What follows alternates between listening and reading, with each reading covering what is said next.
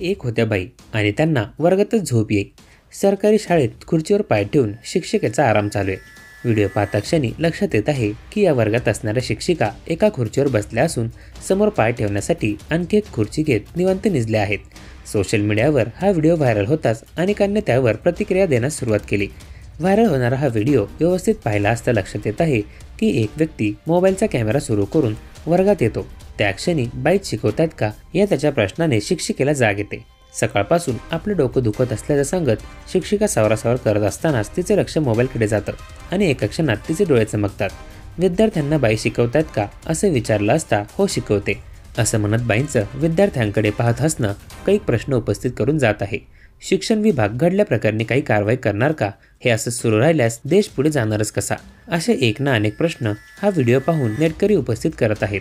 दरम्यान या संदर्भात शिक्षण विभागाकडून अद्याप कोणतेही स्पष्टीकरण देण्यात आलेलं नाही।